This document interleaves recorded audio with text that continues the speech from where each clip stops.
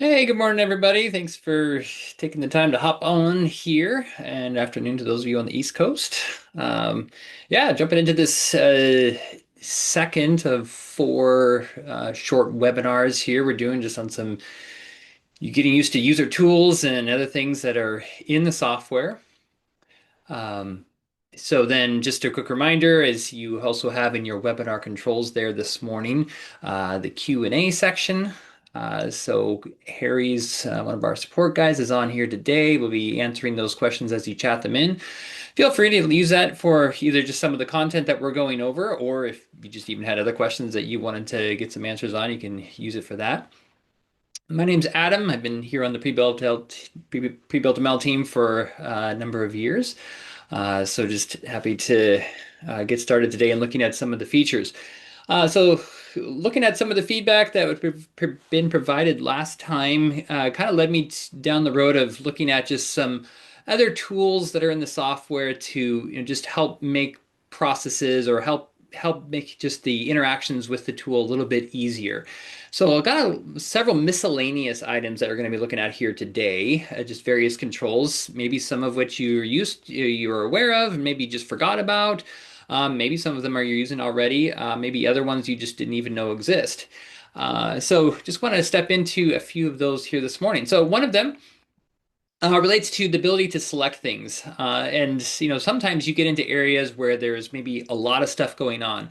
And this particular area that I'm looking at here maybe isn't as quite as busy maybe as some, but we've got a hanger here, we've got a hip and valley rafter coming through here and so on. So a lot of stuff stacked on top of each other, and sometimes that can mean things get hard to select. So if you ever want to have a little bit more option to know what you're going to select, you can use the Shift key on your keyboard when you do the right click. So if you right click with your Shift key held down, if you're layered on top of multiple things, like in this case, here I'm layered on top of several different items.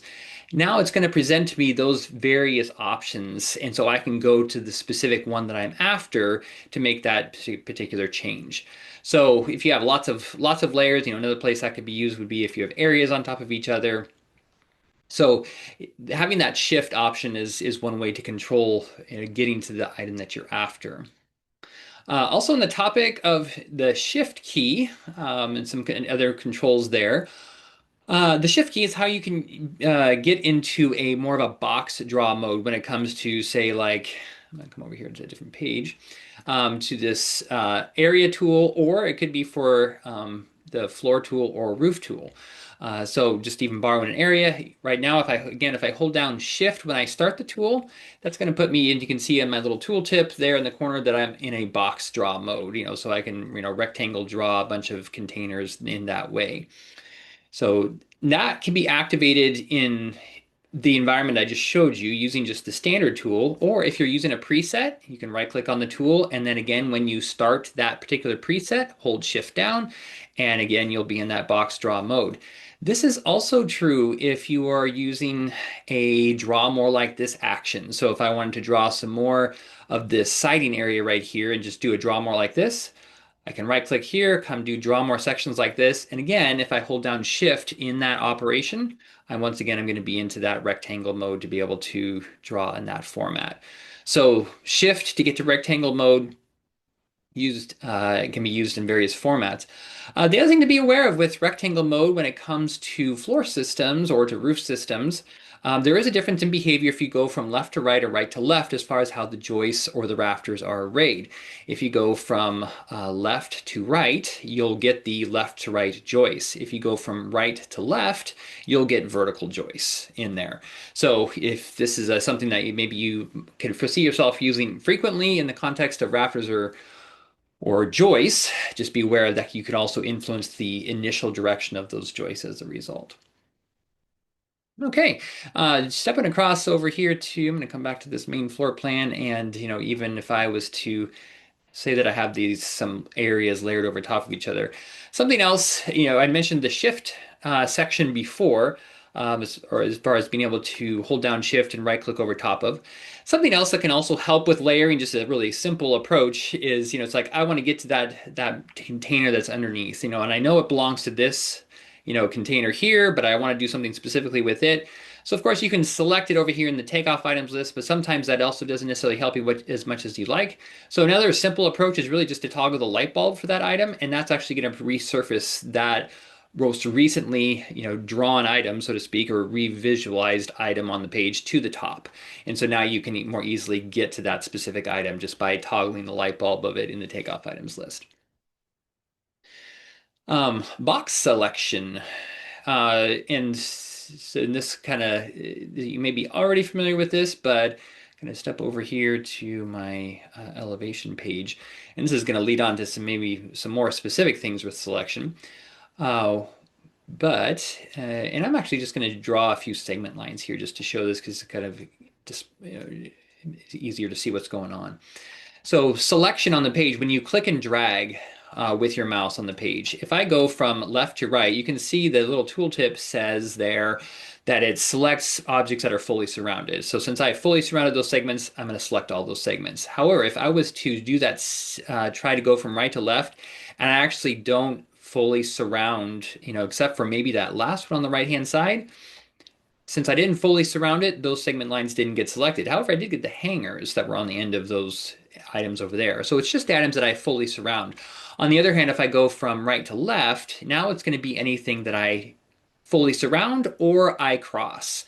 So I could go this way, and in this case, I'm going to get all those segments, even though I didn't fully surround them, I crossed them all, which can also be helpful. That also means even I can make a very skinny selection across a section like this and get all those joists while maybe avoiding some other things that are up here and down below that I didn't want to get.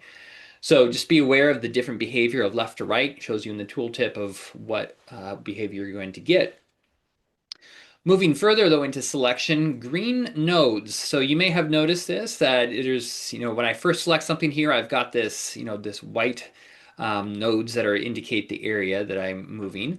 But you'll also notice that if I click a specific node, it's going to turn green, which means that it's going to be an active node that I can do something with or drag or whatever else. So in this case, if I was to even use like say my selection here tool to select, I've got all three of those green nodes selected. So that means that I can actually grab this and move this over here. So if you find yourself needing to move things, sometimes that can be a way to do it rather than even having to use the specific move command. So green nodes allow you to do that, but you can leverage those green nodes in a couple different ways as well. I'm going to step over here, maybe drop our for framing. So for example, let's say that I wanted to, I'm going to just use my control click to select these green nodes. Maybe I wanted to slide this out an additional 3 feet, for a cantilever or 2 feet or whatever. So one of the things you can do with green nodes is you can use the keyboard drawing function to move those a very specific distance. So rather than guess that, oh, I need to move those 6 inches or a foot and try to eyeball it, so to speak, you can just hold down your control key on your keyboard, hit the down arrow in this case, and that's going to let me travel a certain distance. I can say I want to go 1 foot. And so now it's going to move those 2 green nodes down 1 foot and extend that accordingly. So you can use green nodes and move those in a specific direction of travel for a specific distance using the keyboard drawing capabilities. Um, and then the other final thing to keep in mind when you're dragging nodes in general, so I'll even go back to like this case right here. If I was just wanting to drag these nodes maybe down to the outside of this, but I really wanted them to move in an orthogonal fashion. Basically, I didn't want them to just, go willy-nilly everywhere. So you can see if I click this and drag it, now you can kind of see the nodes are, are going to show me where I'm going to drag it to, but you can see they're also just sort of floating anywhere. If I hold down the shift key on the keyboard, that's going to lock them into specific orthogonal movements. So either straight up and down or at the 45 or, left and right. So if you want to really hold something like a beam or a joist or a container, from, as you move it down, that it's still going exactly a straight line, then just use the shift key to make those adjustments. Okay, moving on to another tool related to segment lines. So the ability to extend segment lines. And again, this might fall into the category for those who are maybe a little bit more shall we use the word picky about how they want their layouts to look like, or and they really need precision in how they're laying out, say, beams or joists or things like that, and so they're just really wanting things to be exact. Um, and so one of the things you can do is you can use the offset and extend tool, and actually, no, it's called align segment to point is really what it's called. So let's just say I had drawn this beam and originally it was over here, and what I really wanted this beam to do is actually extend out exactly to the edge of this wall right here. So I can actually select this and choose the option for align segment to point, and I can then click where I want that to extend to. So I can click there and it's going to extend it exactly that far to that location.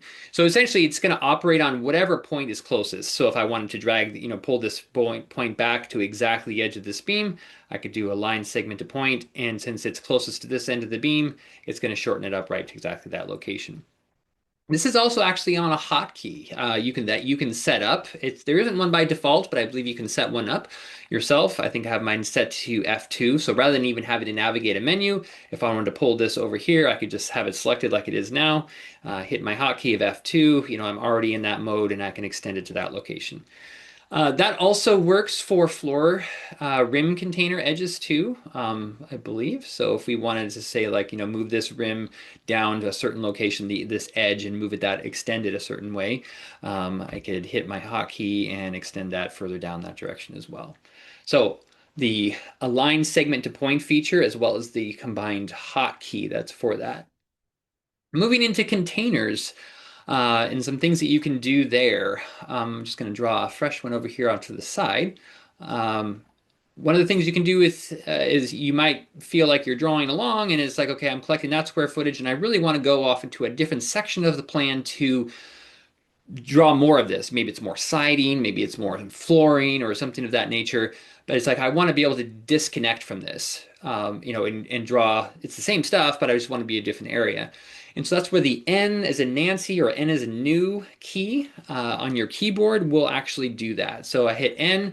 That still leaves me in drawing mode, but it breaks me free from there, and I can go in and start drawing a new container over here, and I can continue to do that as needed. So the N key can free you up from that location. That same action is actually also available for linear lines as well. So if you use the if you prefer the linear tool for measuring certain things, the N tool will also work in that environment to take you to the next space. Also be aware of continue drawing container section. So maybe you have I have my floor container here and I realize, what, I need to add on like this space that's going to be over top of this porch area. There's going to be like a section of room that's over there that's being added.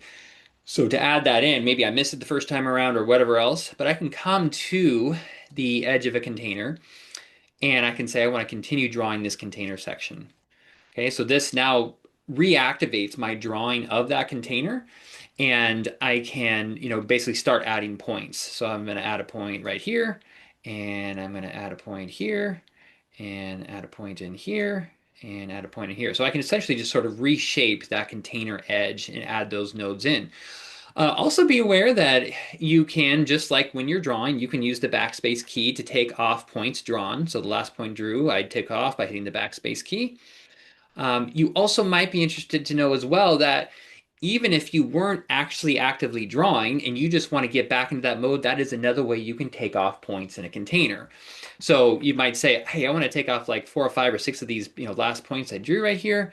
You could come right here, do a continue drawing container section, get into that mode, and hit backspace, and you can just start taking off points. So you actually can get into those modes a couple different ways and be able to, make changes like that. So we've got those backspace key controls. Another handy tool that especially if you're a linear line type of person user, that you like that better than segments, at least in some cases.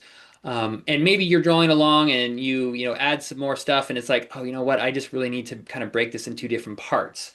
So one option you do have, if you have a segment that you just want to get rid of, you can right click specifically on that segment and say remove this segment. And that's going to break it into 2 different pieces and you can control those things independently now. So you can And then maybe if you wanted to just split up a node and break something free, you could even come in here and say I want to add a node right here. Now you've created another segment, and then of course you could come to that one and say I want to remove just that particular segment right there after you click on the segment itself. Let's see here why I'm not getting that.